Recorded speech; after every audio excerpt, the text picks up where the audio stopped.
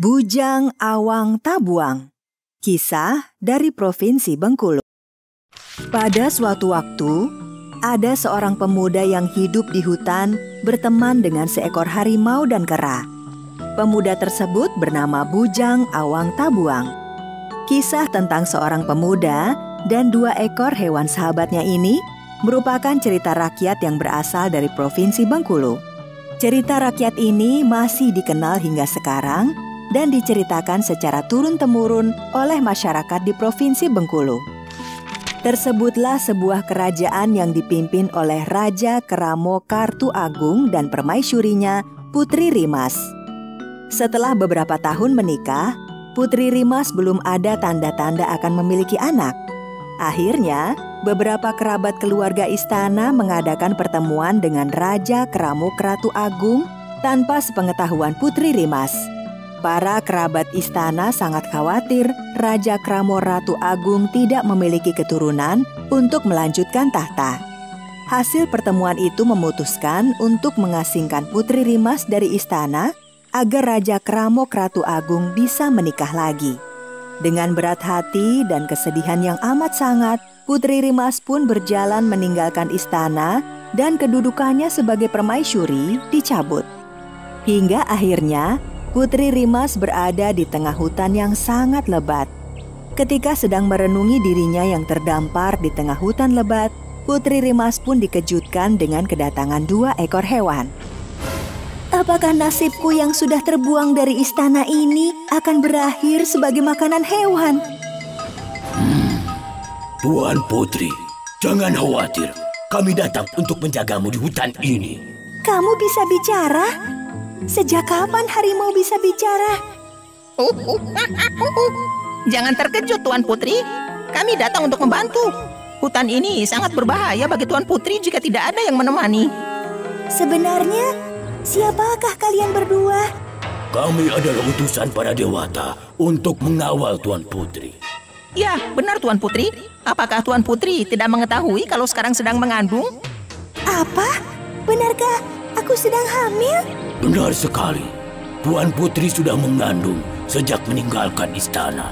Begitulah, harimau dan kera itu pun membantu Putri Rimas di dalam hutan tersebut.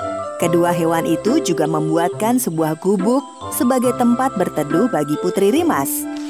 Selain itu, setiap hari kera juga mencarikan makanan untuk Putri Rimas. Hingga 9 bulan kemudian, Putri Rimas melahirkan seorang bayi laki-laki. Bayi laki-laki itu kemudian diberi nama Bujang Awang Tabuang. Putri Rimas membesarkan Bujang Awang Tabuang dengan penuh kasih sayang. Bujang Awang Tabuang juga memiliki teman bermain yang setia, yaitu harimau dan kera. Ketika menginjak masa remaja, Bujang Awang Tabuang bersama harimau dan kera mulai menjelajah hutan. Harimau dan kera mengajarkan kepada Bujang Awang Tabuang berbagai keahlian membela diri. Kera mengajarkan bagaimana memanjat pohon dengan cepat dan melompat dari satu pohon ke pohon lainnya. Sedangkan harimau mengajarkan kepada Bujang Awang Tabuang cara melompat, berguling, dan menyergap lawan. Hingga pada suatu malam, Bujang Awang Tabuang berbicara kepada ibunya. Ibunda, selama ini Ibunda selalu menghindar dengan pertanyaan Ananda. Tolonglah, berikan jawaban yang jelas Ibunda. Siapakah ayah dari Ananda ini? Kamu sekarang sudah besar untuk mengetahui hal yang sebenarnya. Baiklah, ibu akan mengatakan sejujurnya. Ayahmu adalah Raja Keramo Kartu Agung. Putri Rimas pun kemudian menceritakan tentang asal-usul mereka berdua hingga bisa terdampar di hutan tersebut. Setelah Putri Rimas menceritakan semuanya, Ibunda, kalau begitu, perkenankanlah besok pagi Ananda pergi ke istana. Ananda akan menemui ayahanda. Baiklah, tapi berhati-hatilah dan jangan sampai terjadi keonaran. Baik Ibunda, Ananda akan selalu mengingat pesan Ibunda. Pagi-pagi hari sekali, Bujang Awang Tabuang pun berjalan pergi menuju istana ayahnya. Setelah berjalan beberapa hari, Bujang Awang Tabuang tiba di kota raja. Dia pun sangat kagum melihat sebuah kota yang ramai dengan bangunan yang megah. Setelah melihat-lihat seisi kota, Bujang Awang Tabuang pun sampai di depan gerbang istana. Hei anak muda, apa yang kamu lakukan di sini? Tindak tandukmu mencurigakan sekali.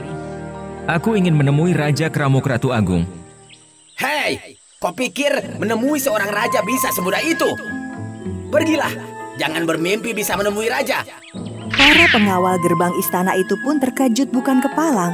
Tiba-tiba saja anak muda di depan mereka sudah melompat dan masuk ke halaman istana. Sepertinya perkelahian tidak bisa dihindarkan. Ketika dua pengawal gerbang istana itu kesulitan, para prajurit lainnya pun datang membantu. Belasan prajurit pengawal istana itu memang bukan tandingan Bujang Awang Tabuang. Mereka terpaksa lari menyelamatkan diri. Bujang Awang Tabuang yang sebenarnya kelelahan setelah menempuh perjalanan jauh itu, memutuskan beristirahat dan tertidur di bawah pohon besar. Suara dengkuran Bujang Awang Tabuang itu pun ternyata membuat istana dilanda gempa. Seluruh penghuni istana menjadi panik, tiba-tiba saja terjadi gempa. Perdana Menteri pun langsung turun tangan. Tuan Perdana Menteri, itulah anak yang membuat keonaran di sini. Masih semudah itu mungkinkah punya ilmu yang sangat tinggi? Hei anak muda, bangunlah. Suara dengkuranmu membuat istana dilanda gempa.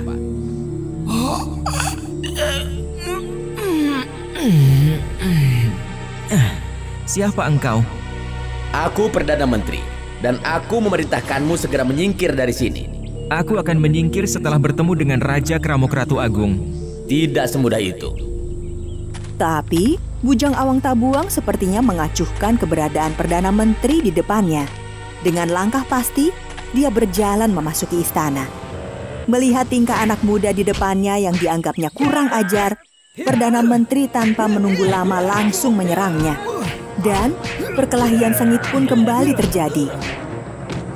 Perkelahian sengit itu pun menjadi tontonan yang mengasihkan bagi para prajurit pengawal istana. Perkelahian yang awalnya terlihat seimbang itu pun berakhir ketika Perdana Menteri jatuh tersungkur ke tanah. Anak muda, sepertinya kamu telah membuat kerusuhan di sini. Aku akan baik jika diperlakukan dengan baik. Terbawa darah mudanya yang mudah tersulut kemarahan, Bujang Awang Tabuang pun langsung menyerang orang yang baru datang tersebut. Dia belum mengetahui kalau yang ada di hadapannya adalah Raja Kramokratu Agung. Pertarungan sengit pun kembali terjadi. Namun, kali ini Bujang Awang Tabuang menghadapi lawan yang sepadan kesaktiannya. Pertarungan berlangsung hingga malam, hingga kemudian terdengar suara ayam jantan berkokok.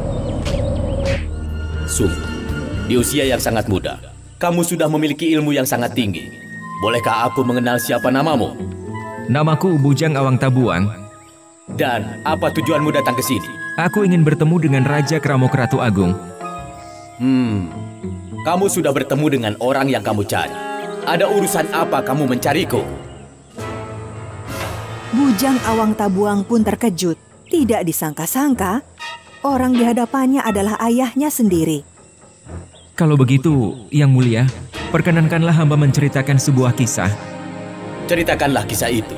Aku punya cukup waktu untuk mendengarkannya. Bujang Awang Tabuang pun menceritakan asal-usul dirinya. Jadi, selama ini Adinda Putri Rimas masih hidup. Sungguh aku sangat menyesal telah membuang ibumu. Aku benar-benar tidak tahu kalau dia sudah mengandung. Sejak ibumu pergi, aku selalu ragu-ragu untuk menikah lagi. Jadi, aku sebenarnya sudah punya seorang putra, calon penerus tahtaku.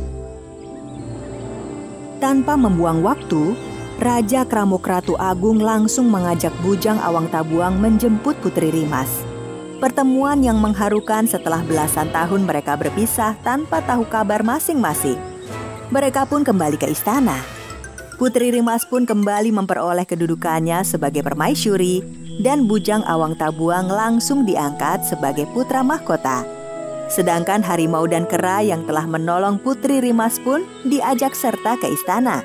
Raja Kramokratu Agung merasa sangat berhutang jasa kepada dua hewan tersebut.